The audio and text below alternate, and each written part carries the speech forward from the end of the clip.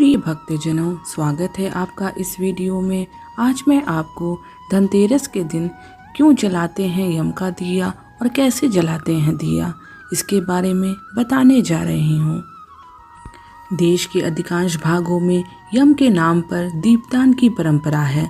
दीपावली के 2 दिन पूर्व धनवंतरी त्रयोदशी के सायंकाल मिट्टी का कोरा दीपक लेते हैं, उसमें तिल का तेल डालकर नवीन रुई की बत्ती रखते हैं और फिर उसे प्रकाशित कर दक्षिण की तरफ मुंह करके मृत्यु के देवता यम को समर्पित करते हैं।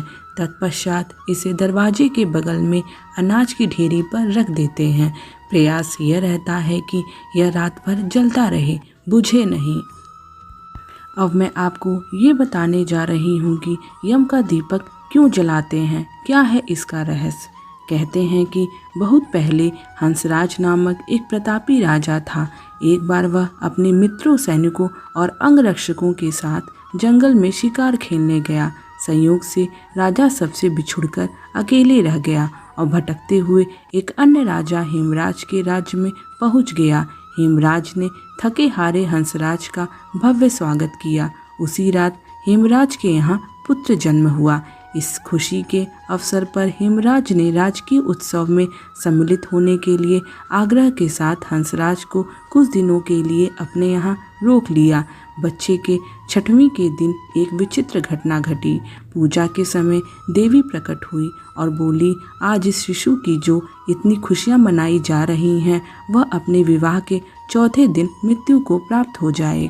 इस भविष्यवाणी से सारे राज्य में शोक छा गया। हेमराज और उसके परिजनों पर तो वज्रपात ही हो गया।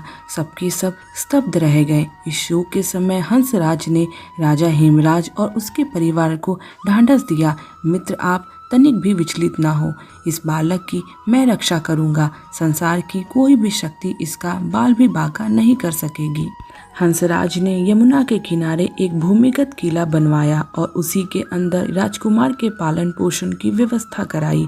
इसके अतिरिक्त राजकुमार की प्राण रक्षा के लिए हंसराज ने सुयोग ब्राह्मणों से अनेक तांत्रिक अनुष्ठान, यज्ञ, मंत्र जाप आदि भी व्यवस्था करा रखी थी। धीरे धीरे राजकुमार युवा हुआ।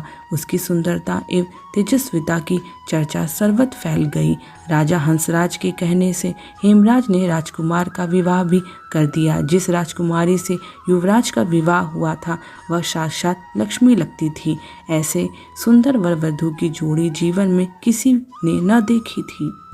विधि का विधान। विवाह के ठीक 4थे दिन यम के दूत राजकुमार के प्राण हरण करने आ पहुँचे।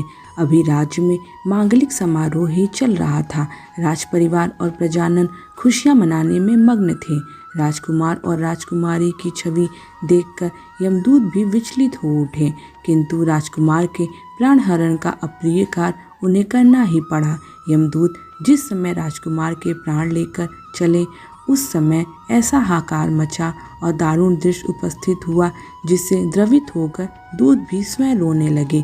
इस घटना के कुछ समय पश्चात एक दिन यमराज ने प्रसन्न मुद्रा में अपने दूतों से पूछा, दूतों, तुम सब अनंत काल से पृथ्वी के जीवों का प्राण हरण करते आ रहे हो, क्या तुम्हें कभी किसी जीव पर दया आई है और मन में यह विचार उठा है कि इसे छोड़ देना चाहिए। यम के दूत एक दूसरे का मुंह देखने लगे। यमराज ने उनके संकोच को भांपकर उन्हें उत्साहित किया, झिझको मत, अगर ऐसा प्रसंग आया हो तो निर्भय होकर बताओ। इस पर एक दूत ने सिर झुकाकर निवेदन किया, मृत्युदेव, ऐसे प्रसंग तो कम ही आए हैं, किंतु एक घटना अवश्य हुई है जिसकी स्मृति मुझे आज भी परेशान कर देती है। यह कहते हुए दूत ने हेमराज के पुत्र के प्राण हरण की घटना सुना दी। इस दुखद प्रसंग से यमराज भी विचलित हो उठे। इसे लक्ष्य करके दूत बोला, नाथ, क्या आप कोई ऐसा उपाय नहीं जानते जिससे इस प्रकार की अकाल मृत्यु से प्राणियों को छुटकारा मिल जाए।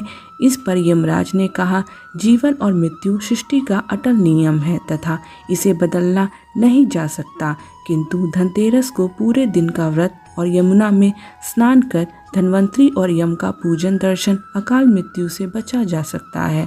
यदि यह संभव न हो तो संध्या के समय घर के प्रवेश द्वार पर यम के नाम का एक दीपक प्रज्वलित करना चाहिए। इससे असामयिक मृत्यु और रोग से मुक्ति जीवन प्राप्त किया जा सकता है। इसके पश्चात से ही धनतेरस के दिन धन्वंतरि के पूजन और प्रवेश द्वार पर यम दीपक प्रज्वलित करने की परंपरा है। प्रिय भक्तजनों, मेरे द्वारा दी गई जानकारी अगर आपको पसंद आती है तो कृपया लाइक एंड सब्सक्राइब करना मत भूलिएगा। धन्यवाद।